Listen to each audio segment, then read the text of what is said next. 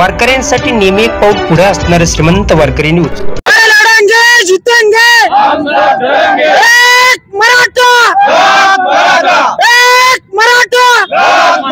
अरे कोण म्हणते देत नाही, छत्रपती शिवाजी महाराज की मराठ्यांना ओबीसीतून आरक्षण, मराठ्यांना ओबीसीतून आरक्षण। अरे कोण म्हणते देत नाही, आरक्षण आमच्या हक्काचं। नमस्कार, मी संदीप कदम। आपण सध्या वसमत मध्ये आहोत। आदरणीय मनोजदादा जरांगे यांनी सरकारला सखे सोयऱ्याच्या अंमलबजावणीसाठी 13 जुलै पर्यंत वेळ मागून घेतलेला आहे। आज त्याच संदर्भात 13 जुलै पर्यंत सरकारने अंमलबजावणी नाही केली तर सकल मराठा समाजाच्या वतीनं भव्य रॅलीचं आयोजन करण्यात आलेलं आहे। त्याच रॅलीचं नियोजन आता या ठिकाणी वसमतच्या ठिकाणी झालेलं आहे। नेमकं कशा प्रकारे भव्य शांतता रॅलीचं नियोजन झालंय, आपल्यासोबत काही समाज बांधव आहेत। आपण त्यांच्याकडून या रॅलीचं नियोजन कशा प्रकारे झाले जाणून घेणार आहोत। दादा, आपलं नाव सांगा। प्रल्हाद राखोंडे। आपल्याला सकल मराठा समाज बांधवांना आपल्या माध्यमातून सांगू इच्छितो की तुमचं आमचं सर्वांचं दैवत मनोजदादा जरांगे पाटील हे येणाऱ्या 6 तारखेला मराठवाड्याच्या त्यांच्या दौऱ्याला सुरुवात करत आहेत आणि त्यांच्या दौऱ्याची सुरुवात ही आपल्या हिंगोली जिल्ह्यापासून होत आहे। हे आपलं परम भाग्य म्हणलं तर काही वावगं ठरणार नाही, कारण मनोजदादा जरांगे पाटलाचा हिंगोली जिल्ह्यातल्या जनतेवर असलेला विश्वास हा त्यांच्या या दौऱ्याच्या पहिला दिवस देण्यामागचं कारण आहे। म्हणून येणाऱ्या 6 तारखेला मनोजदादा जरांगे आपल्या भेटीला येत आहेत।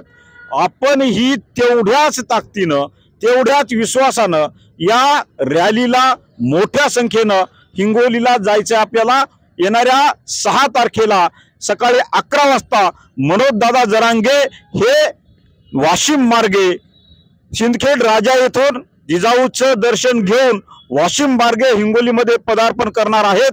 त्यांच्या स्वागतासाठी, त्यांचा संवाद ऐकण्यासाठी, त्यांच्या रॅलीला या तालुक्यातून सगळ्या जिल्ह्यातून तमाम मराठा भावांनी मोठ्या संख्येने जायचंय हे आपल्या माध्यमातून या ठिकाणी आव्हान करतो। आत्ताच वसमत तालुक्याची, वसमत विधानसभेची या ठिकाणी शिवतीर्थावर मोठी बैठक आयोजित करण्यात आली होती। बैठक झालेली आहे आणि तमाम सगळ्याच कार्यकर्त्यांनी आपापल्या गावातून मोठ्या संख्येने हिंगोलीला जाण्याच्या तयारीसाठी आज या ठिकाणी बैठकीमध्ये उपस्थिती दर्शवून हा एक मुखानं मोठ्या संख्येने हिंगोलीला जायचं असं ठरलं। आपल्यासोबत अजूनही काही समाज बांधव आहे, आपण त्यांच्याही प्रतिक्रिया घेऊ। दादा, आपलं नाव सांगा सुरुवातीला। नाथराव कदम, वसमत। 2 दिवसाखाली दादाला भेटायला गेलतो मी आणि दादानं असं सांगितलंय की हिंगोलीपासून आपण सुरुवात करणार आहेत। त्यानिमित्तानं आपण सर्व जवळपास मागच्या वेळेस 7-12ची जी सभा झाली त्यापेक्षा जास्त ताकदीनं तिथं आपल्याला उतरायचं आहे आणि दादा जवळपास दिवसभर थांबणार आहेत, प्रत्येकाला भेटी देणार आहेत। कारण जसं उपोषणमध्ये जे भेटी दिल्या तिथं 4 दिवस होतो मी तिथं दादासोबत, त्यावेळेस सगळ्याला भेटीचं सोबत आले। त्यामुळं आता इथून पुढे जे आता आपल्याला करायचंय ते दादामुळं सर्व करायचंय, त्यामुळं आपण सर्वांनी यावे एवढंच विनंती। आपल्यासोबत अजूनही काही समाज बांधव, आपण त्यांच्याही प्रतिक्रिया घेणार आहोत। दादा, नाव सांगा। माझं नाव रवी सूर्यवंशी, जय जिजाऊ।